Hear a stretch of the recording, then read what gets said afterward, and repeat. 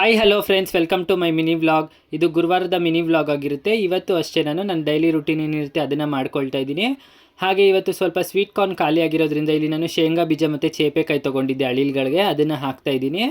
ನಂತರ ಇಲ್ಲಿ ನಾನು ಗೋಧಿ ಮತ್ತು ಅಕ್ಕಿನ ಯೂಸ್ ಮಾಡ್ತೀನಿ. ಇವತ್ತು ಅಕ್ಕಿ ಇತ್ತು, ಸೊ ಅದಕ್ಕೋಸ್ಕರ ನನ್ನ ಪಾರಿವಾಳಗಳಿಗೆ ಅಕ್ಕಿ ಹಾಕಿದೆ. ಇದೆಲ್ಲ ಮುಗಿಸಿದ ನಂತರ ನಾನಿಲ್ಲಿ ನಮ್ಮ ನಾಯಿಗೆ ಸ್ನಾನ ಮಾಡಿಸ್ತಾ ಇದ್ದೀನಿ. ಯಾಕಂದರೆ ತುಂಬ ಗಲೀಜಾಗಿಬಿಟ್ಟಿದ್ದೆ ಸ್ವಲ್ಪ. ನಾನು 15 ಡೇಸ್ ಒನ್ಸು ಈ ಥರ ಚೆನ್ನಾಗಿ ಸ್ನಾನ ಮಾಡಿಸ್ಕೊಳ್ತೀನಿ. ಅಂದರೆ ಮಂತಲ್ಲಿ 2 ಸರಿ ನಾನು ಸ್ನಾನ ಮಾಡಿಸೋದು ನಮ್ಮ ನಾಯಿ ಮರಿಗೆ. ನೀವು ಅಷ್ಟೇ ನಿಮ್ಮ ಮನೇಲಿ ನಾಯಿ ಸಾಕ್ತಿದ್ರೆ 2 ಸರಿ ಮಾಡಿಸಿ ಸಾಕು.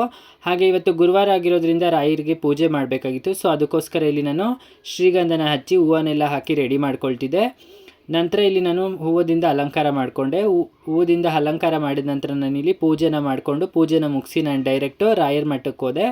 ಇದು ಬಂದು ಲೊಕೇಟ್ ಆಗಿರೋದು ಬನಶಂಕರಿ ಸೆಕೆಂಡ್ ಸ್ಟೇಜಲ್ಲಿ. ಅಂದರೆ ಇದು ಬಂದು ದೇವೇಗೌಡ ಪೆಟ್ರೋಲ್ ಬಂಕ್ ಹತ್ರ ಇದೆ. ನೀವು ಸಹ ವಿಸಿಟ್ ಮಾಡಿ ಅಂತ ಹೇಳ್ತಾ ಈ ಡೇನ ಮುಗಿಸ್ತಾ ಇದ್ದೀನಿ. Thank you.